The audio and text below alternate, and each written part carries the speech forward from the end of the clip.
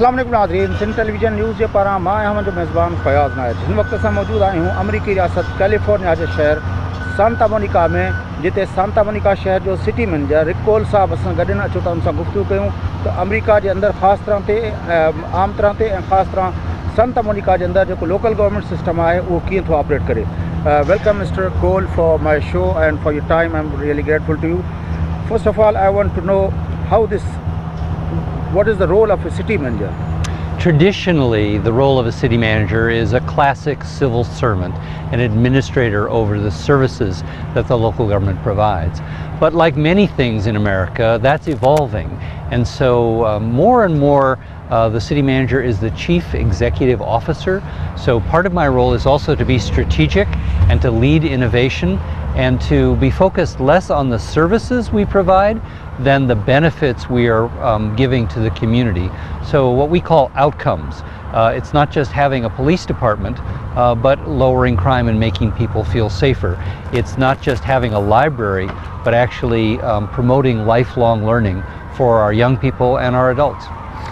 So you were talking before this starting on the camera, you were talking about the difference of the Californian local government system vis-a-vis towards the New York or the Texas. What is the difference? In California, because we're newer than the states back east, there's more of an emphasis on professional management of government.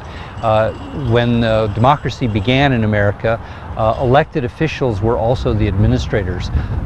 That has some advantages in terms of responsiveness to the community and to the voters, but it has some disadvantages in that it's much more likely to lead to corruption. So in California, we have a very rigid structure that separates politics from administration, and I'm on the administrative side. I'm one of the few who was formerly an elected official, so I have some understanding of both sides, the folks who report to the voters and are quite responsive, and those of us who have the responsibility of administering a professional service organization and delivering benefits to the community. One difference I have come across to understand that the big cities like New York, Houston or Los Angeles, they don't have the city managers. That's correct. Why this? Is there any reason to manage? But I was thinking that the big cities need more professional guys to organize or the big those cities. But here is totally different. You're exactly right, and a perceptive insight. My last job before returning to professional administration at the smaller level was to be the deputy mayor in the city of Los Angeles, as you know, our second biggest city. So I was asked by the mayor to come in because of the lack of professional management in big cities. I think big cities are recognizing the need you've identified. And for example, I almost always can win a bet among even very informed people in America by asking them which city is in the best financial shape of all of the big cities, and no one ever guesses right. It's our capital city, Washington, D.C., and that's because our federal Congress installed a professional chief financial officer to safeguard the finances because they had gone almost bankrupt. And so by putting professional management in, they were able to stabilize their finances, and now they're in the best shape of any of the big cities. So there's a need for greater professional administration in the big cities, but tradition is that they're very political. Does local government system in California works on the party basis, or it is a non-partisan kind of thing? In the law, in the Constitution, and in city charters, it's completely non-partisan. However, as you might expect, in cities that have Democratic voters, they tend to elect Democratic elected officials. In cities that are Republican, they tend to elect Republican officials. That has less to do with the party affiliation and more to do with their philosophical agreement. But for example, in the city of Ventura, where I was city manager, we had 3 Democrats, 3 Republicans, and 1 independent among the 7 members of the city council. And very, very seldom could you predict who would be voting on the basis of their party affiliation. It was really on the basis of a much different set of personalities and backgrounds and outlooks. So California is different, in that local government is non-partisan. Does this post of the city manager is a permanent post, or every mayor has the right to have his own city manager? By law, we serve at the pleasure of the majority of the city council. So when the city council changes over, they may decide to keep the city manager, they may decide to bring on a new city manager. The same group may decide to change city managers because they're looking for someone with a different set of priorities. So it's not tied to elections. I could serve, some of my predecessors have served as long as 15 years, some have served as short as 3 years. By the way, in the last 30 years has been very stable here, so no city manager has been fired, but in other cities that happens fairly frequently. So is it elected official, or it is nominated by the council or nominated by the mayor? It varies. In Santa Monica and most California cities, it's the city council who selects the city manager and who is responsible for discharging the city manager if that becomes necessary. In a handful of cities in California, the mayor has the primary responsibility. Our state capital, Sacramento, which is neither a big city nor a small city, they're sort of in the middle. The mayor, who is directly elected, has the right to nominate the city manager, but it must be approved by the city council. So primarily city managers report to the elected legislators. And by the way, the elected legislators are mostly part-timers. They actually have real jobs. They go to work every day, and then at night, a couple times or 3 times, 4 times a month, they'll hold public meetings. But they do not work at City Hall. My mayor does not have an office in our City Hall building. But in the big cities, mayor post is a full-time job. It is a full-time job, and it is an executive role. The big difference is, in a big city, the police chief is hired by the mayor. In this city, I hire the police chief. The city council hires me, and I'm in charge of all of the departments. So how many departments you oversee here?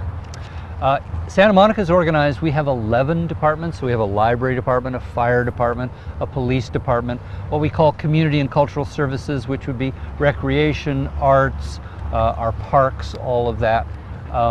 So we have 11 different departments. I select all 11 department heads.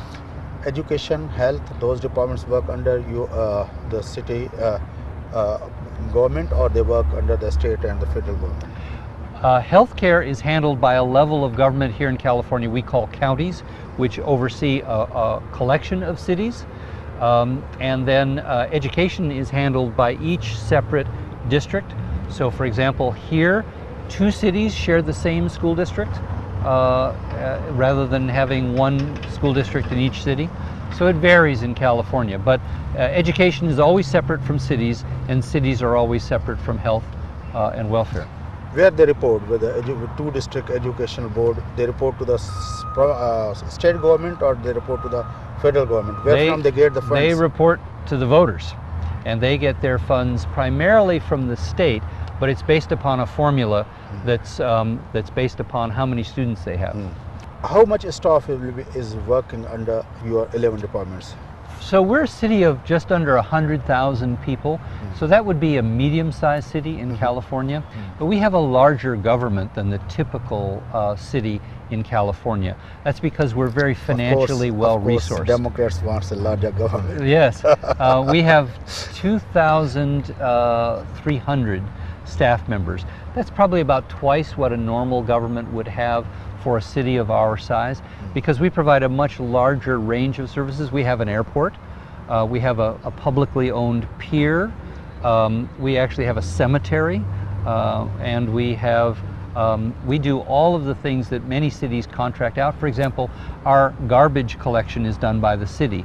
In a lot of other cities, private companies do that. Well, how many people you have on the garbage cleaning of almost 100,000 people?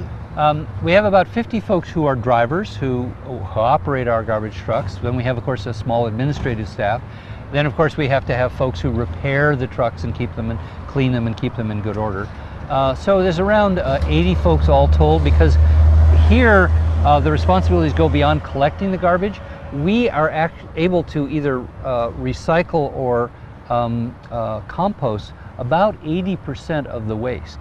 So very little of it now goes to be buried in a landfill. Most of it is either sold as scrap metal, scrap paper, or is composted if it's compostable, if it's organic waste. So we waste. So that's a higher level of administration than just collecting the garbage. Actually, those are the 54% or 50% who take the garbage every day. Yes. Rest of the folks are for their support. Yes. Okay. My last question. What are the challenges for you being the city manager of this beautiful city? Yes. Well, I would say there are three challenges. When I arrived here almost 3 years ago, I told the city council, only half joking, that their problem was that they had 15 top 3 priorities, right? So they want to do a lot of things. This is a city that wants to help make a contribution to ending global warming. We want to end homelessness. We want to ameliorate poverty. So we want to do a lot of things in our city. So getting the city council to focus on a few things and do them well is a challenge. The second challenge is we have 93,000 opinions about what the most important thing is for our government to do. And so rebuilding that communication with our citizens, that's a huge challenge. We have a very highly educated population. It's not particularly affluent. About 70% of our people do not own their own homes, they're renters, but they often have college degrees or even advanced degrees. So they're very interested in what happens here at City Hall. So a challenge is having the dialogue with them about changing services. And the last thing is, our government in America was designed for the 20th century, the early part of the 20th century. And now with the 21st century, with technology changing the newspaper business, the travel business, the car business, it's going to change government as well. And so we have to adjust and become more nimble, more entrepreneurial, less rigid, less bureaucracy, and more responsiveness. That's a huge challenge, but this is a great place to tackle those challenges because I have a city council that really wants to make positive change for the community. How many city council members does the Santa Monica have? We have 7. They're elected at large. The mayor is actually chosen from among the council members. He or she is not elected directly by the people. In some cities that's different, but there are 7 of them, and they're highly engaged, but again, they're not professional politicians. They do this essentially as volunteers. Thank you very much, Mr. Iqbal. Thank you very much for your time. Thank you very much. My pleasure. Thank you, sir.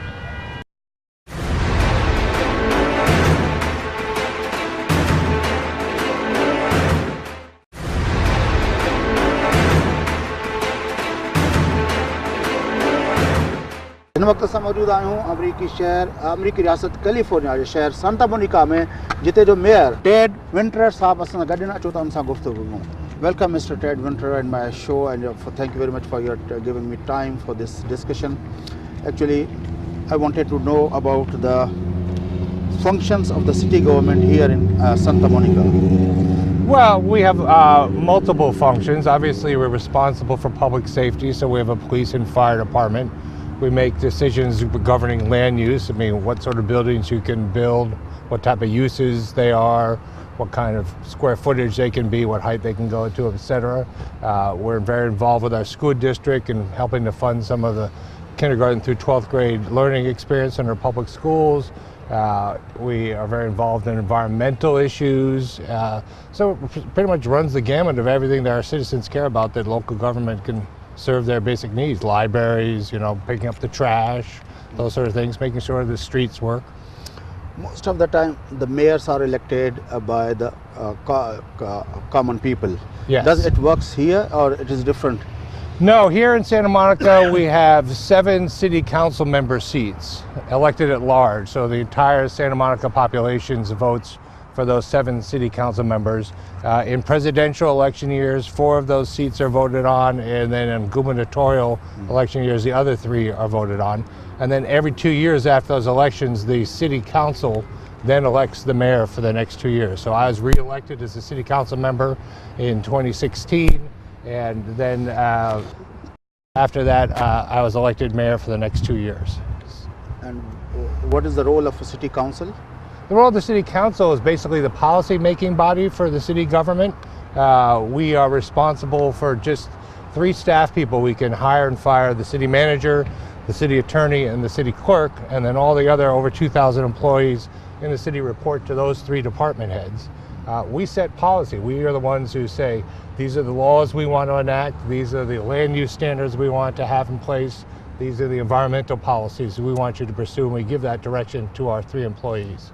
These hiring, firing powers are with the city council or with the mayor?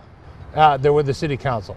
Not with the mayor? No, no. Then what is the role of a mayor? The mayor's primary function is to serve as sort of the figurehead for the entire city council.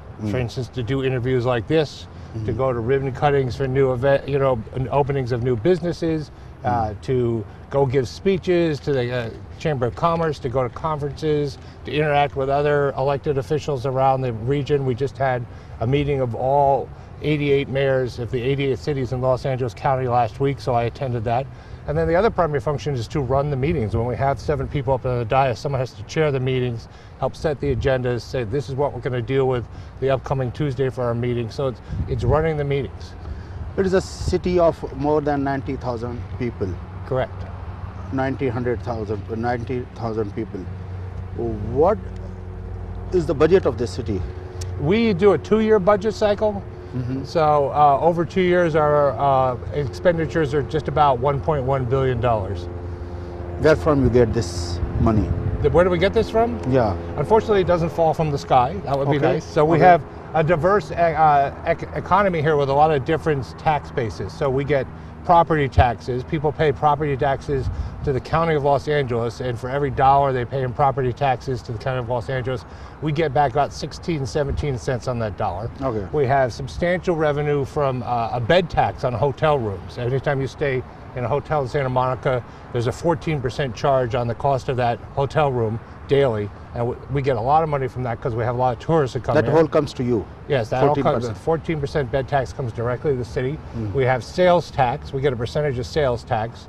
So How much sales tax? so about 1.5% of the sales tax goes to us now, of the 10.5% that was currently imposed on anything you buy in Santa Monica.